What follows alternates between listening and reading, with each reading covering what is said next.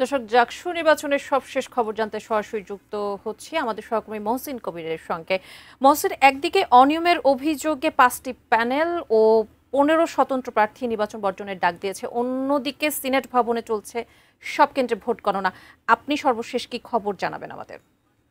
বলছেন যে এই জাকসু নির্বাচন সকাল থেকে শান্তিপূর্ণভাবে অনুষ্ঠিত হচ্ছিল, তবে প্রার্থীদের অভিযোগ পাল্টা অভিযোগ ছিল।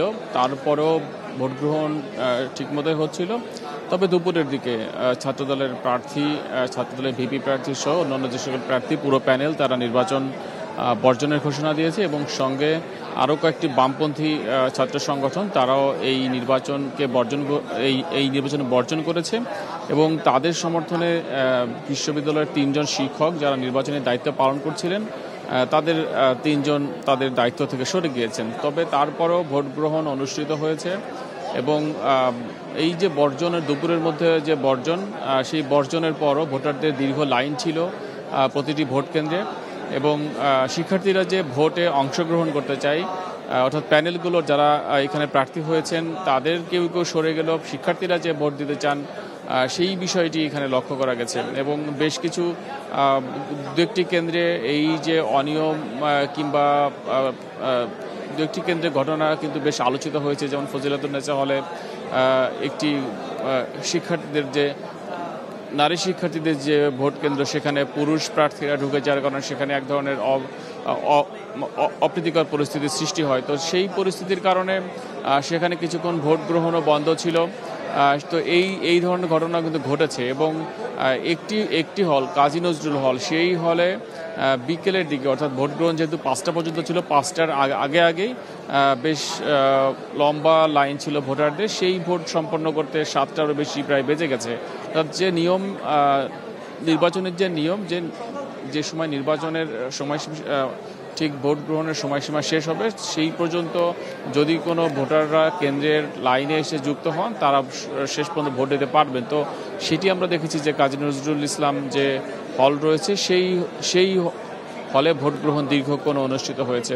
তবে সেটিও আমরা দেখছি এখানে এই সিনেট হলের যে এখানে যে সিসিটিভিগুলো সরাসরি দেখানো হচ্ছে, প্রতিটি কেন্দ্রের যে পরিস্থিতি দেখানো হচ্ছিল সেই কেন্দ্রে এখন বড় করে দেখানো হচ্ছে যে কাজী নজরুল ইসলাম যে হল, সেই হলের যে কেন্দ্র, সেই কেন্দ্রের যে পরিস্থিতি সেটি দেখানো হচ্ছে। এবং নিশ্চয়ই আপনারা ছবিতেও দেখতে পাচ্ছেন যে সেখানে ব্যালট বাক্সগুলো এক জায়গায় করা হচ্ছে এবং যে অন্যান্য যে সকল কাজ, বিশেষ করে যারা পোলিং এজেন্ট যারা রয়েছেন তাদের যে সাইন নেওয়া সহ অন্যান্য যে সকল কাজ,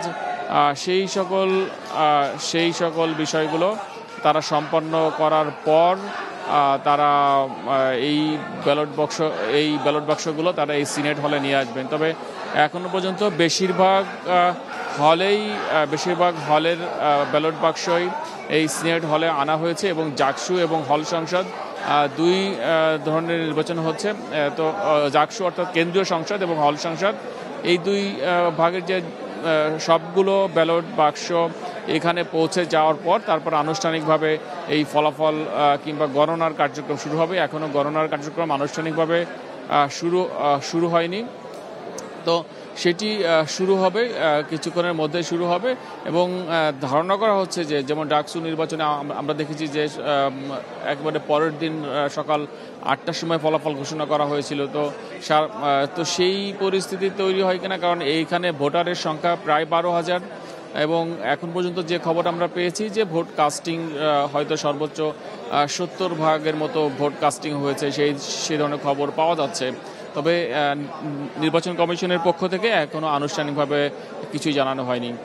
তো আমরা সার্বক্ষণিক রয়েছি যেখানে ভোট গণনা হবে এবং সেই পরিস্থিতি এখানে গণমাধ্যম যারা কর্মী রয়েছেন, একই সঙ্গে যারা প্রার্থী রয়েছেন, পোলিং এজেন্ট রয়েছেন এবং যেসব শিক্ষার্থীরা নির্বাচনে কাজ করছিলেন তাদের সামনে এই বাক্সগুলো খোলা হবে, তারপর সেই ভোটগুলো গণনা করা হবে। তো এই ছিল সার্বিক পরিস্থিতি। নিশ্চয়ই আমরা পরবর্তী সংবাদে আবার যুক্ত হব।